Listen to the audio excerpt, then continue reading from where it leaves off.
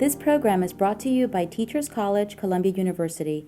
Please visit us online at itunes.tc.columbia.edu.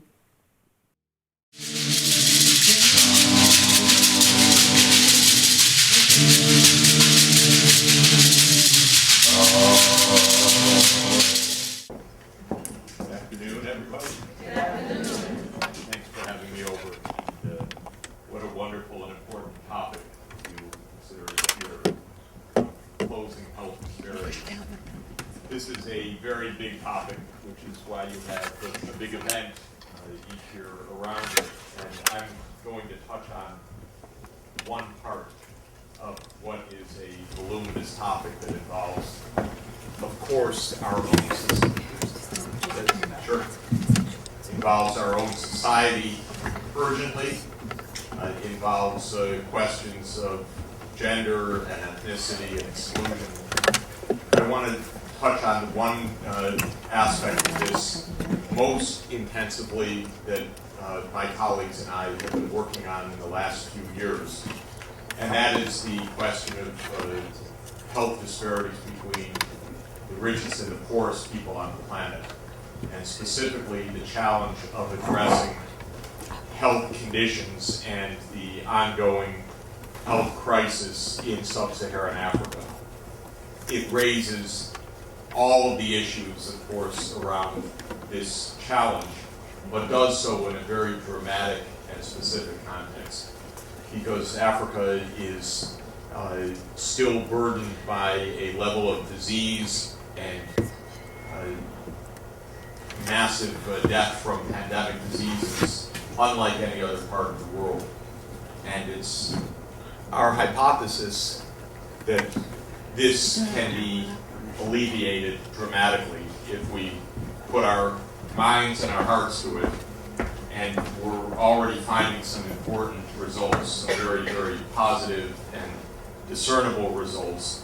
And I want to share those with you and also share with you the way we think about this topic in the specific approach that we've adopted.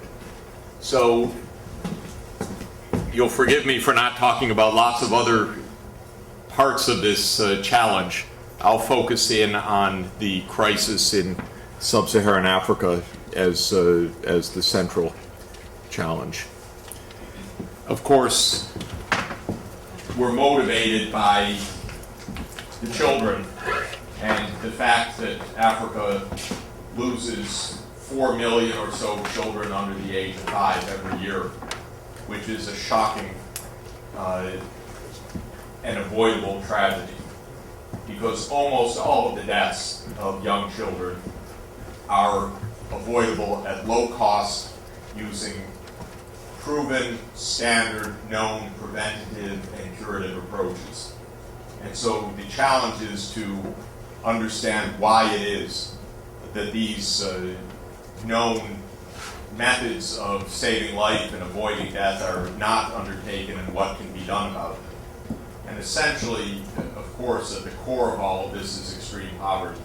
And so the question is how to save lives and scale up basic health systems and other aspects of basic life support and meeting basic needs in a very impoverished setting. So I will. Okay. You want me to do the slides? Yeah, sure. Okay. Thank you. Any kind of approach to this challenge of health disparities needs a rigorous diagnosis. We're dealing with people and we're motivated by our hearts, but our heads have to lead the way to understand systematically what it is that we're confronting when we see a challenge, such as an under 5 mortality rate of 200 per 1,000, meaning that for every 1,000 live births, 200 children will die before their 5th birthday. That's the kind of grim reality that still plagues much of Sub-Saharan Africa, many of the rural areas. We have to understand that. Whenever I think about health disparities, and I say when they're discussed systematically, there are at least 3 kinds of conditions that one needs to understand. The first are those conditions relating to poverty, because without question, health outcomes and the ability to intervene are fundamentally shaped by socioeconomic conditions, and I would say more specifically by economic conditions. Poverty determines the nature of one's physical environment, whether you're drinking safe drinking water or drinking water out of a shallow well that can kill you, or whether you're breathing indoor particulates from a 3-stone stove, which can cause acute lower respiratory infection and death, as it does for hundreds of thousands of young children, whether you're protected or exposed to malaria-carrying mosquitoes and so forth. Those are all life environmental conditions that are strongly related to poverty. But of course, also related to poverty is the question of whether there's a clinic in the community, how far it is, whether you can reach it, whether there's a way to get emergency transport, whether there's a communication system, whether there will be a nurse or a doctor there, whether there will be medicines there, whether basic preventatives are available. So poverty is, for me, the first of these major determinants of health disparities. Second is exclusion. So we know that even in countries like ours, which on average are rich, not quite as rich as we were a couple months ago, and richer than we'll be tomorrow, unfortunately, but still a rich country, we have, I'd say, more than just pockets of poverty. We have whole regions of poverty and whole communities in poverty. You wouldn't know it, by the way, from our political rhetoric and framing, because the word poverty doesn't show up anymore in politics. It's interesting, I was not happy about it, that in all of our presidential debates and the vice presidential debate, the word poverty or poor did not get raised once, either in a question or in an answer.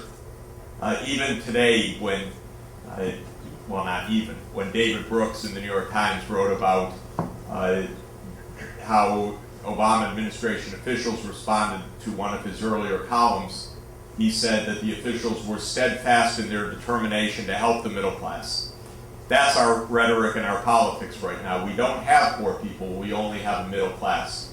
You can understand why that is, because that's where the median voter is, so-called. But it's dreadful, because we've got a poor class, and we should face up to it, and we don't take the social responsibilities. We also have people that are excluded systematically from access to normal parts of our society. So exclusion by gender, by ethnic minorities, of course by indigenous populations, not just ours in the United States, but every single part of the world has found a way to abuse its indigenous populations. It's the most shocking thing, actually. It's just about the most systematic pattern I know of in societal dynamics. If you got there first, you're going to be pretty bloody by now.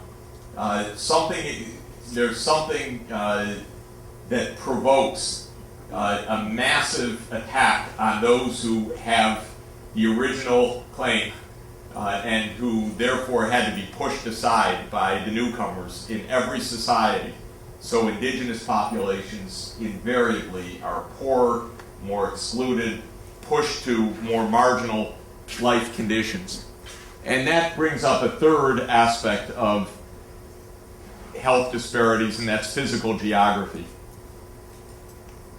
There are parts of the world that are simply less healthy to live in.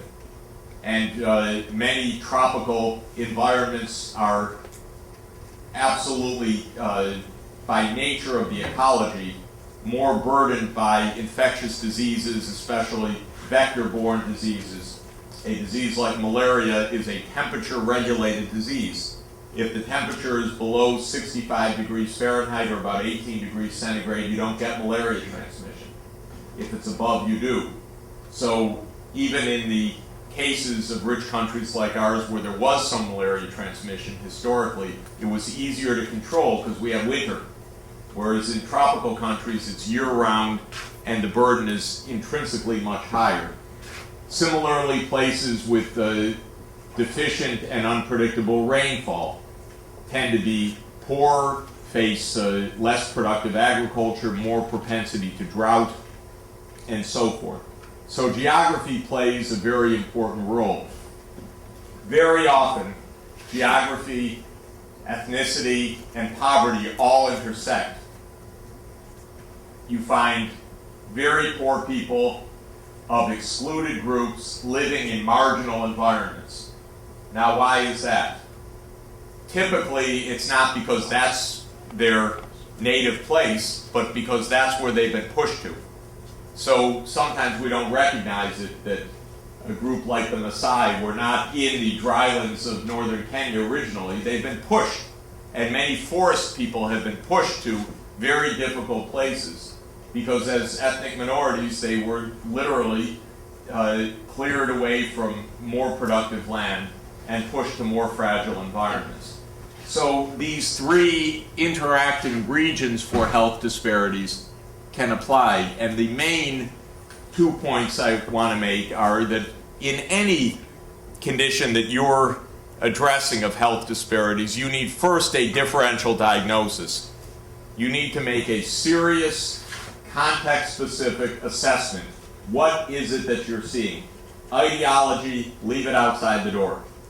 You better understand rigorously what it is you're seeing. Is it about poverty? Is it about social exclusion? Is it about geography? What kind of combination? Because the rigorous analysis is the only way you can understand practically what to do. Then typically, and this is what I'll suggest in the African context where we're working, once you have that kind of situation analysis, it's never complete. You always have to change your mind as you learn. Then you can design a set of interventions that are appropriate. They may be social, they may be political, they may be in the health sector, they may be in the environmental sphere, but you need to have a set of interventions that is based on the diagnosis that you've made of the context, and then understand how that can be implemented.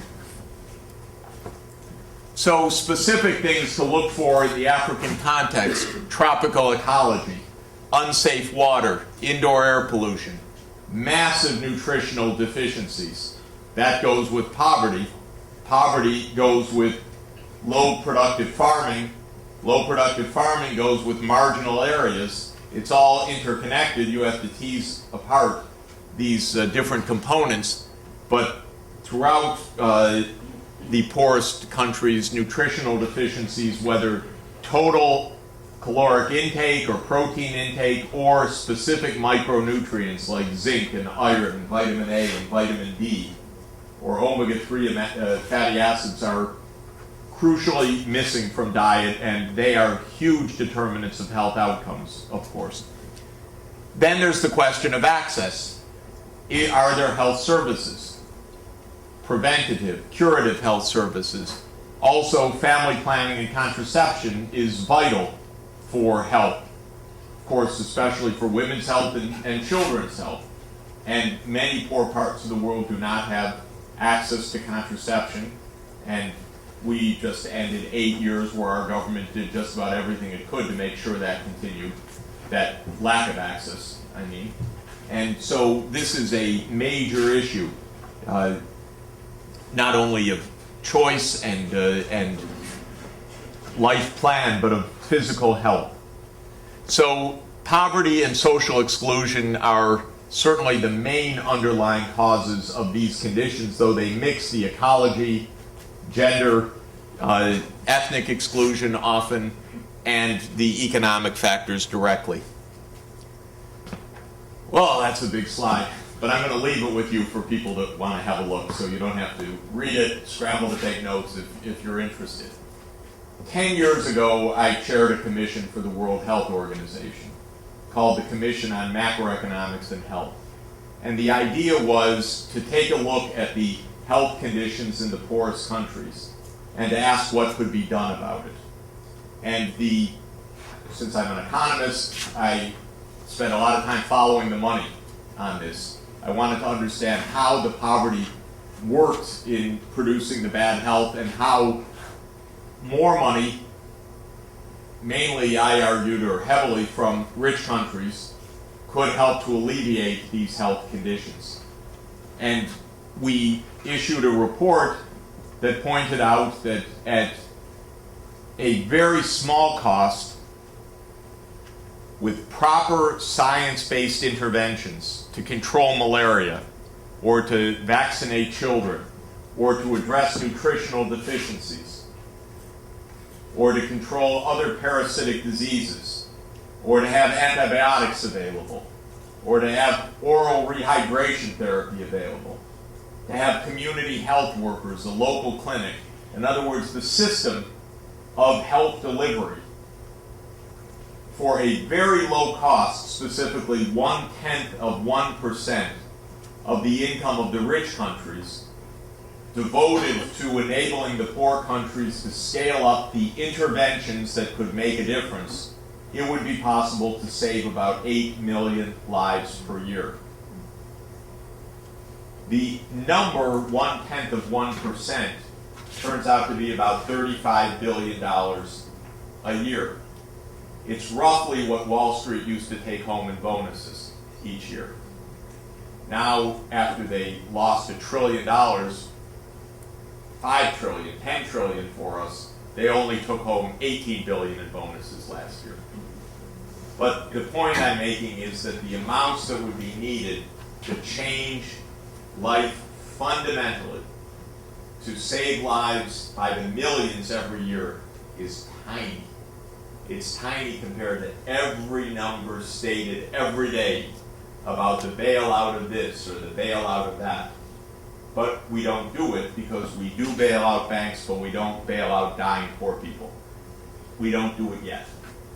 Well, at least that approach did get some traction. There were some powerful friends of it, like Bill Gates. And so a period of scaling up began. And I made a list of some of the things that I've been involved in and that the world has taken on in the last 9 years since that commission report, part of the scaling up of access to essential health services. There's something called the Global Alliance for Vaccines and Immunizations. The Millennium Development Goals, of course, in the year 2000, of which many about child health, maternal health, hunger, and disease control are directly about health. All of them, in one way or another, are about health, but several of the Millennium Development Goals are specifically about health of poor people. Then the Gates Foundation introduced so-called public-private partnerships for new drug development in cases where we need a new drug, new vaccine, new diagnostic for some of these killer diseases. Then there were many initiatives on AIDS, TB, and malaria. At the beginning of this decade, just to give you a sense of true health disparity, the world, of course, was engulfed in the AIDS pandemic. It still is. But at that time, in 2000, there wasn't one person in Africa, a continent already with more than 20 million infected people, there wasn't one human being on antiretroviral therapy supported by an official institution, because the world was letting millions of people die every year. That's the kind of world we have, which we need to spend our time trying to change. And then came, with Kofi Annan's leadership, with the leadership of Dr. Gro Harlem Brundtland, who was Director General of World Health Organization at the time, with the continuing leadership of UN Secretary General Ban Ki-moon and others, a series of initiatives to do something about that, and especially to get care as well as preventative services to people who need it. Similarly with malaria and with TB, each of them a mass killer. AIDS killing 2 to 3 million per year, TB 2 million per year, malaria between 1 and 2 million per year. And as of 2000, very little was being done. Now something more is being done, and I'll come back to that in a moment. Other diseases were being addressed over a longer period of time, such as measles, polio, and so-called NTDs, which is a category called neglected tropical diseases. Those are like worm infections, schistosomiasis, African river blindness, guinea worm, terrible, debilitating diseases, of which there are now some programs to address. And this is one of the areas where President Jimmy Carter has played a personal leadership role for a quarter century. The beginning of attempt, at least, to look at non-communicable diseases like hypertension, which you find in the poorest areas, in the poorest villages, almost never diagnosed.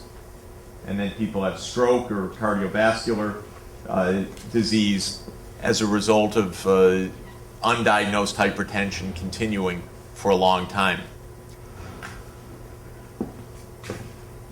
Our project here at Columbia University is called the Millennium Villages Project, and I'll talk about that in just a moment. That's our attempt to take the lessons of all of these initiatives and apply them specifically under the collegial work of this university in partnership with local villages in Africa to prove what can be accomplished. And the results are quite dramatic. And many other advances that are coming. So one good piece of news is that the graph turned up starting in 2000. I know every bit of that graph turning up there are lots of scars from fights over that. But that's to try to get AIDS programs started. Global Fund to Fight AIDS, TB, and Malaria. The Global Alliance for Vaccines and Immunization. Other initiatives. So aid started to turn up, and that made it possible to start to prove what can be done if you're working in a low-income setting that was devoid of financial resources, people so impoverished that they couldn't do anything, their government so impoverished that they couldn't do anything, and then some resource flow starts. And the theory that we propounded in the Commission on Macroeconomics and Health is that the resource flow, that is the money, would go a long way towards improving health outcomes. And I think that that theory is being demonstrated, and it can be demonstrated even more. We argued that that curve should go up to 35, well, at the time it was $27 billion a year. Now, with the current prices and dollar, and for the year 2009 or 2010, it should be about $35 billion a year. We're only 1/3 of the way there. We used to be 1/10 of the way there. So there's a little bit of progress, not enough, but at least when one can start to demonstrate what happens. So what do? I argue that we need a science-based public health strategy. I like public health because I regard it as one of the great problem-solving disciplines. All public health means, of course, is that you're thinking about health at a population scale, not in individual clinical treatment, but at the scale of the whole community or the whole population. And what do you do in a public health approach? In a good one, it's these steps. First, epidemiology. You have to know what is the disease burden that you're addressing. If one wants to understand health disparities, I'm putting it in, there are many aspects of health. Good mental health and social health. I'm really talking mostly about specific disease burden, though conditions of depression and mental health are absolutely among those. But first is the epidemiology, to make a serious assessment of what are the challenges that one's confronting. If children are dying in large numbers, why? And therefore, what are the kinds of interventions that are needed? Then second, which I just said. Once you know the epidemiology, then you have to design the what-to-dos. And I'm using the term interventions for that. That could be very specific medical procedures. It could be specific public health preventative procedures, or it could be something that's a little bit more holistic and not so specific, or it could be completely outside of the narrow public health domain. It might be the water system needs repair, have a deep well or piped water as a solution to massive diarrheal disease. Then third is systems design. Typically, if you address the epidemiology, you find out that there are a lot of conditions that are in play, they're interacting, and you need a systems approach, multidimensional, different connected pieces within the health system, outside, and then within the health system, a different division of labor between doctors, nurses, community health workers, mothers and fathers looking after their children, community empowerment, community awareness. You need a systems approach. There is no magic bullet that eliminates health disparities. So one needs a broad-based systems approach. Then, for a lot of this, especially when we're considering control of disease, diarrheal disease, respiratory disease, malnourishment, malaria, unsafe childbirth, mothers dying in childbirth, neonates, meaning an infant before 28 or up to 28 days after birth, dying in that extraordinarily vulnerable first 4 weeks. You need management. It's one thing to understand the conditions, then to understand what might be done about them, then to understand how to do them in the systems approach, and then to actually do them. And sometimes we're not well enough trained in management as we need to be. All the ideas can be there, but if you can't implement it, it also doesn't count. And one of the biggest things missing in a low-income setting is management capacity. I've been trying to manage for quite a few years now. We have to manage our own lives. We do it. And managing an institute or a payroll, that's also pretty tough. Probably not as hard as the first, but still it's pretty tough. And managing a system, financing, human resources, monitoring, evaluation, delivery, logistics, patient engagement, community empowerment. It's not an easy process, and management skills, I think, are critical. So I talk about investment, planning and management, training, community empowerment, oversight, monitoring, evaluation, feedback, financing. In the end, someone's got to pay for this. That's absolutely critical. That's why they let economists play in this game, because somebody's got to talk about the money in the end. And it's not a lot of money, but it's more money than poor people have. And that's the essence of this problem. That on the positive side, these are solvable problems because they don't cost a fortune to solve. On the other hand, the tragedy is that people who have nothing can't even afford a little bit. And so children die because they don't have 80 cents for a medicine. That's the world we live in.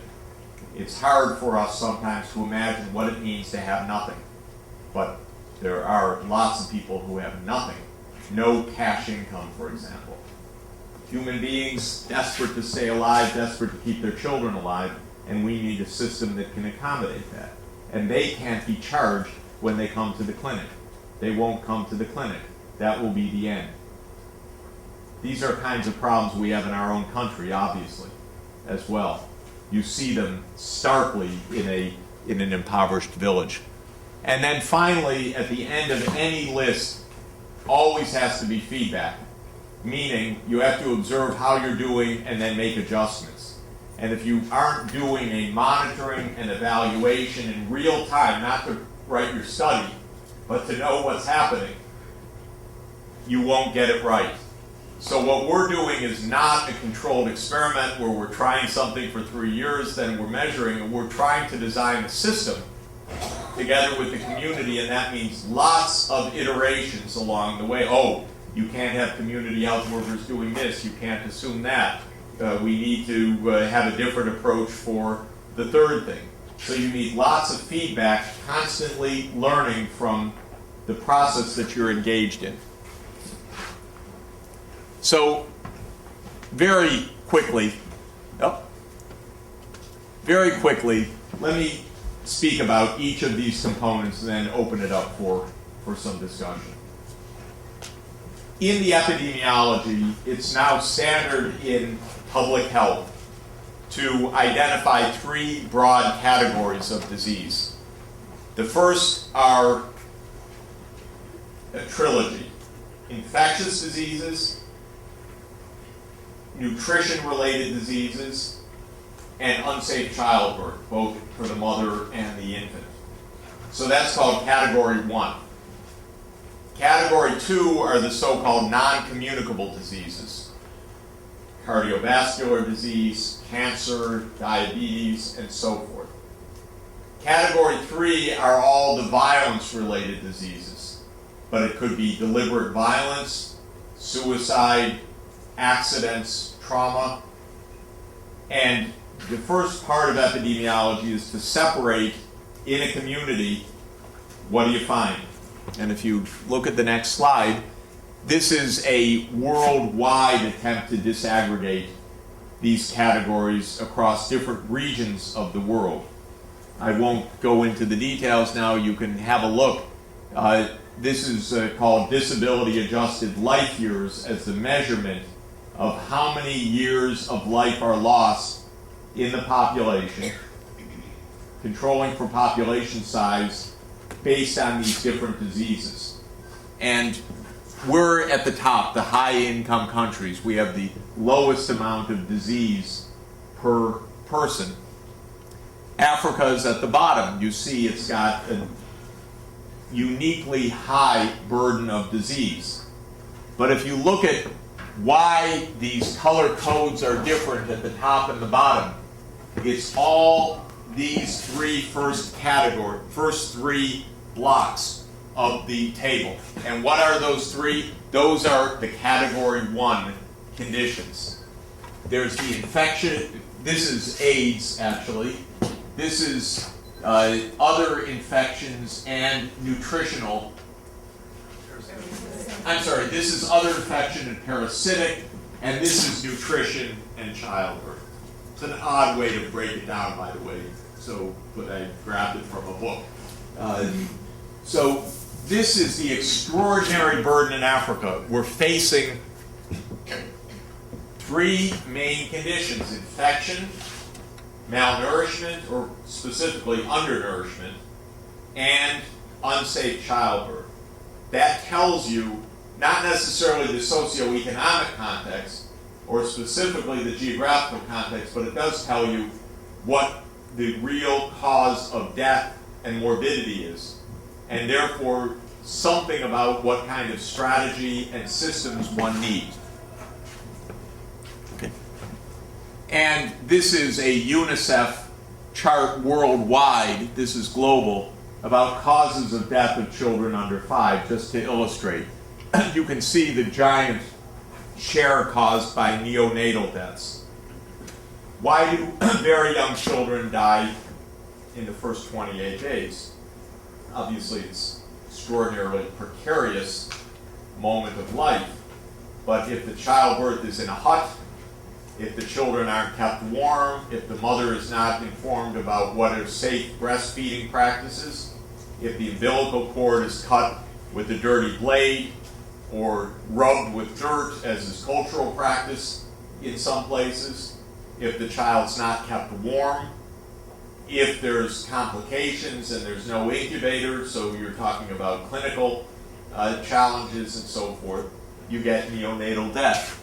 Pneumonia comes from many kinds of infection, including the indoor air pollution. Diarrheal disease, of course, from waterborne.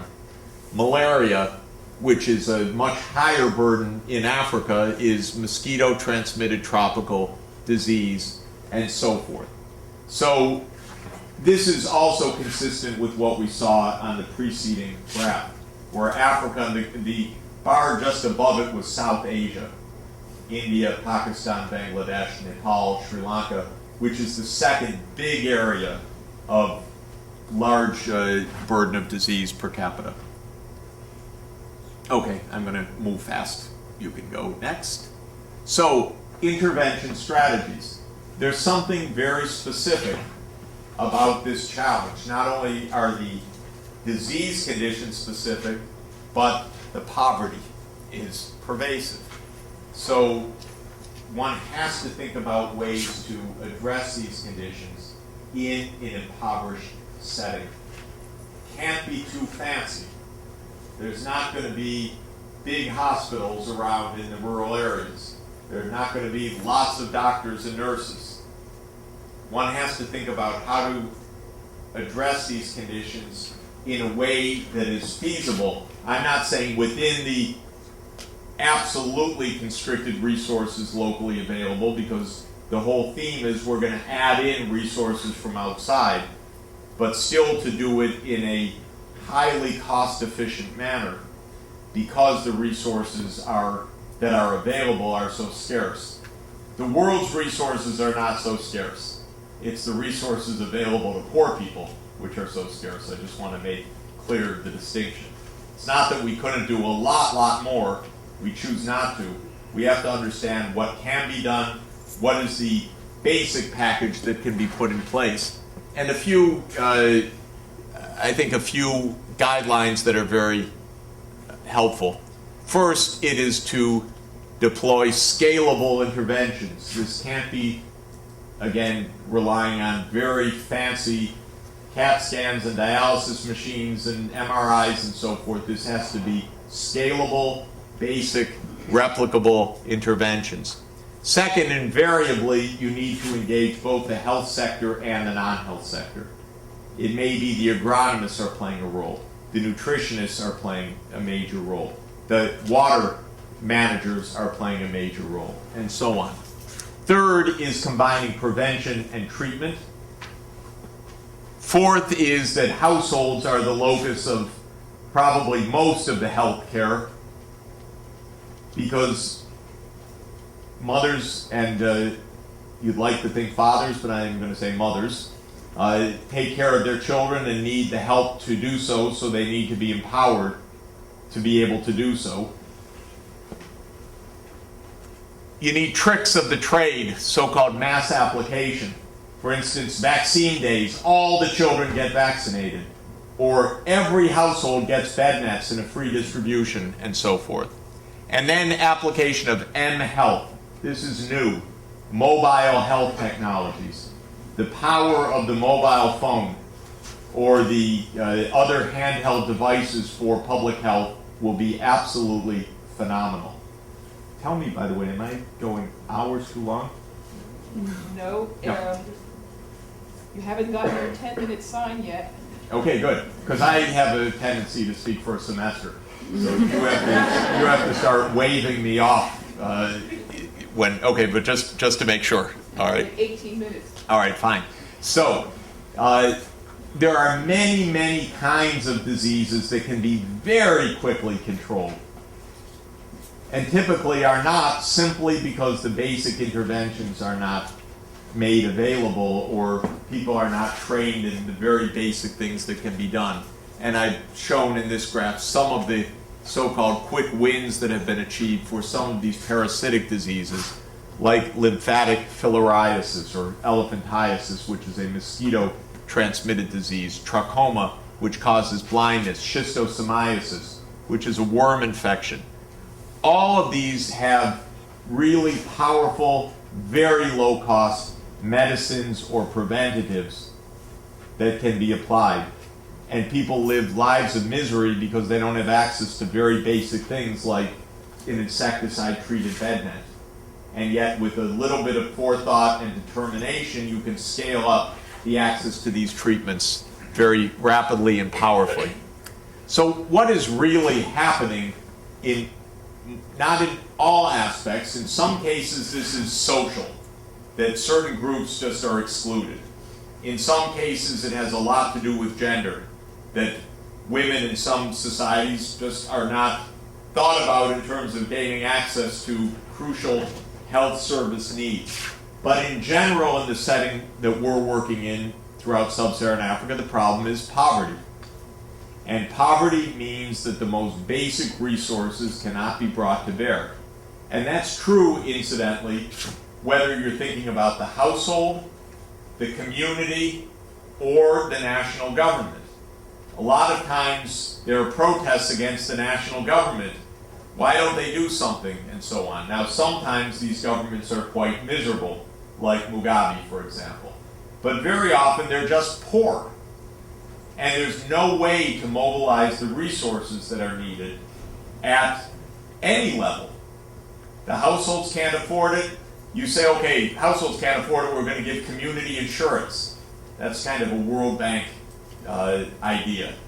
But the community is a group of poor people. So that doesn't change anything. And then you say, okay, let the national government do it. The national government taxes poor people. So they don't collect very much in revenues. And so there's no way, no matter how you allocate it, you just can't cover the basic health system. And this is it's actually, I have to update this. This is from a few years ago. The income expenditures of different levels for health. And in our country now, you know, in 2009, the average level of health spending will be $8,000 per person. And in a typical sub-Saharan African country, out of domestic revenues, it will be $8 per person. 1,000, the rate. But that's not because they don't care. That's because if you're in an impoverished country, $8 may be all the budget can afford. And that's why the development aid is so important. Now, aid is a very unpopular idea. And there's a new book also called Dead Aid of a woman from Uganda, educated at Harvard, claiming, you know, aid is terrible, it's degrading, it's humiliating, it doesn't work, it leads to corruption and so on, and so we should eliminate all of it. That's a death sentence. She doesn't have a clue. She doesn't have a clue. And by the way, it's easy to go to Harvard and not have a clue. I know that. You have to get out into the villages, and I think she didn't get out to the villages. She went out to London and went to Goldman Sachs, which is the other Sachs. And so I don't like the loose talk about this, because we need the financing for the vaccines, for the bed nets, for the medicines, and people that say they don't do not have their children living in these villages. Pure and simple. So my test is, what would you have your own child, even one night in a village like this? I'd be terrified in the places we're working because of one mosquito bite. Can be devastating. And so people that have this claim, oh, it's not the money, it's something else, don't have their children in the villages, because you know what? It is the money. It's only rich people that say, oh, it's not the money. Until their bank fails, then they say, oh, it's the money. Then we need the aid. And even the Wall Street Journal is all in favor of bailouts now, all of a sudden, as long as it's for Wall Street. So the least developed countries spend a few dollars per capita, and they get very little help for it because they can't afford it. This is, again, I apologize for not having updated this, but as of 2003, a country like Malawi could afford $5 per person per year. At that time, we were spending in the public sector $2,500. Now it's gone way up. Those are the health disparities, which come from mass income disparities. Okay? And the result is disparities in the numbers of physicians, of course. And now, what the commission said was, when we added it up, this was for 1997 what the countries were expected to be spending on their own and the absolute minimum of what they would need. That was $34 in 2002 prices. So you need right now, my guess, about $50 per person per year for even the bare minimum. Now it sounds like a very small number actually, but you probably could get rather far with $50 per person per year.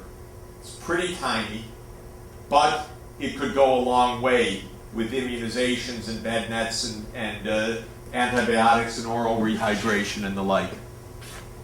We are approaching this problem in the Millennium Villages, so we're testing this proposition. We're always looking for interns, especially students from Columbia University, preference for Columbia, but not exclusive, to work in areas that are now in 12 countries and covering about 500,000 people. And we're seeing some wonderful results at low cost of a systems approach. This is a map of where these villages are, and this is a community meeting with the villagers to discuss various issues. And what we do is a holistic approach, not only in the health sector, including agriculture, health, education, infrastructure, and business development. Those are our 5 main points. In the health sector, we're trying to roll out new, state-of-the-art, low-cost, scalable approaches. And everything in development is alphabet soup. So if you know what ACTs, CHWs, RDTs, IRSs, and ENSOs are, you got it made. All right, this would be multiple choice identify. Just as an example, artemisinin and combination therapies, the new generation of anti-malarials. CHWs are the community health workers who deliver them. RDTs are the new, roughly 2 years old, rapid diagnostic tests. With a drop of blood, you can say whether the fever is coming from malaria as opposed to some other pathogen. That's brand new. IRS is indoor residual spraying of insecticide. And ENSO is the El Nino Southern Oscillation. That's the weather pattern that affects the tropics, which also determines epidemic periods for malaria in some regions. Next. Okay, I'm actually going to stop here because you can look at the rest of the slides. I made a series of recommendations a couple of years ago about the global scale approach, how we could spend 0.1% of our income to address these challenges. But let me summarize what the main message that I'm trying to convey. When we look at the situation of the world, we find extraordinarily wide disparities in health, which is why you're having your 4th conference. Those exist within societies, and they also exist across societies. Income, exclusion, and geography are, in my opinion, the 3 major determinants of these health disparities. You typically see them working together. We've taken on the question of the worst of the health disparities on the planet, which is the massive amount of suffering and dying in the poorest region of the world, Sub-Saharan Africa. There, certainly, the primary driver of disaster is the extreme poverty. But it's shaped by the physical environment, by the tropical ecology, and also by cultural disparities within communities, especially gender discrimination, but also sometimes ethnic exclusion as well.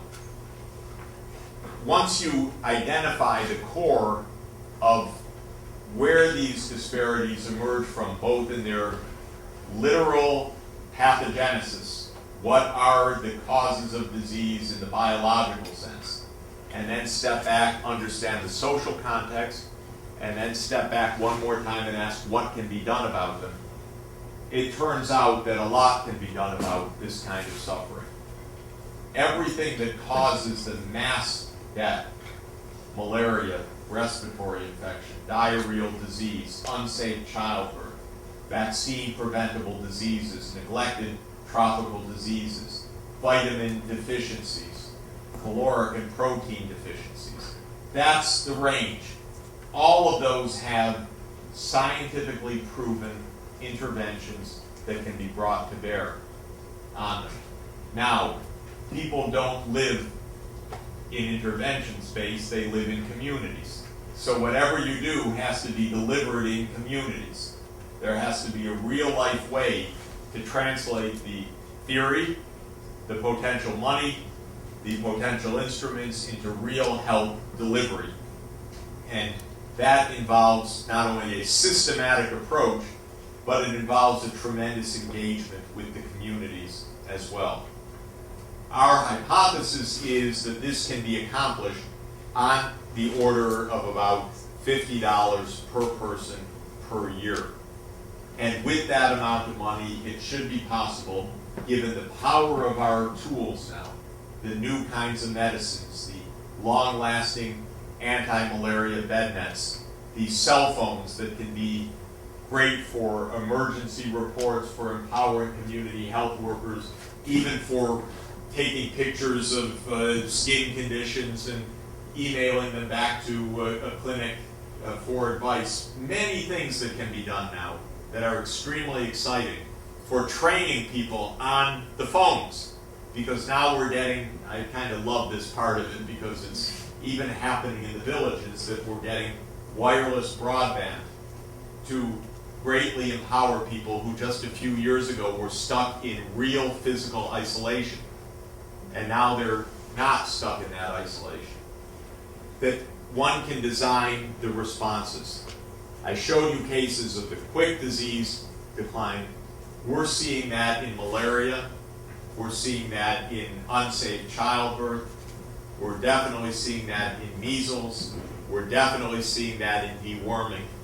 We're definitely seeing that in some nutritional improvement, especially when the community is able to grow more food because of the interventions in the agriculture side. So, while economics isn't everything, money counts, and the money can be made to work. Small amounts from the rich world can translate into massive numbers of lives saved. Since the scale of what's needed is roughly comparable to the scale of Wall Street bonuses, and since we're paying that money now, I'm intent on getting back those bonuses and reapplying the money to help the poorest people in the world. So, thank you very much. Okay, so we have about 3 minutes for questions. Ideally, you can come up to the microphone, but maybe you think you can really super project? I'll try to speak loud. Okay. I have a question on the dependency and self-sufficiency when it comes to Africa.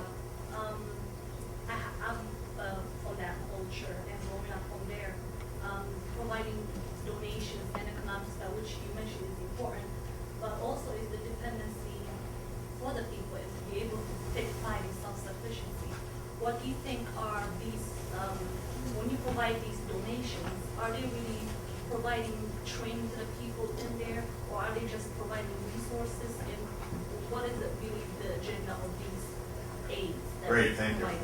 So, for the health side, of course there is training and community empowerment and awareness, and actually we're trying in the villages where we're working to create a whole cadre of community health workers who are young people from the villages, typically with a high school education, who otherwise couldn't be employed with their skills in the communities because farming is just about the only activity. So part of it is to create a whole professional, in large numbers, young professionals in health, even with 1 year of training, not doctors and nurses, but outreach workers.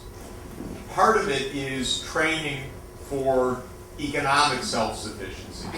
We have a major component of the Millennium Villages project, and something that I'm strongly trying to work on at the international level to help peasant farmers be more productive so that they can start earning their own income, bank accounts, saving, improving their farms, buying more livestock, improving the quality of the livestock, starting small businesses, getting into agribusiness, farmer cooperatives, and so on. So there's an income generation aspect to this idea, which is crucial. I would be in favor of open-ended aid, by the way, if it was for help, if that was what's needed. But the idea really is the escape from poverty. It's not to just help poor people, it's to help them escape from poverty, but to stay alive in the interim during the period when they can't help themselves. And so I think one needs to combine strong community leadership, training, social services, and economic empowerment. It should come as a package. So, we'd like to honor you. How nice. We are just so impressed with the fact that an economist could turn his brilliance toward the issues of solving global poverty with the level of dedication that you have. So we're presenting you with the Isaiah Award. Here am I, send me.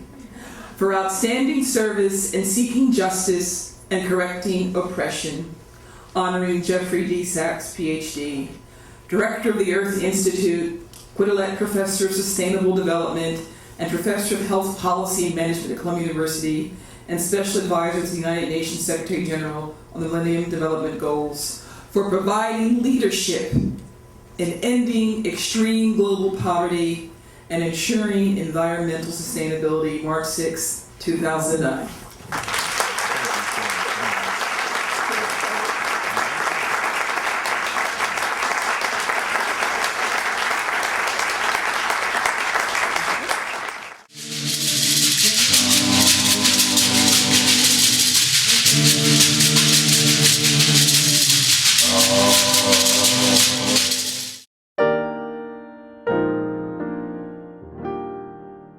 The preceding program was brought to you by Teachers College, Columbia University. Please visit us online at itunes.tc.columbia.edu.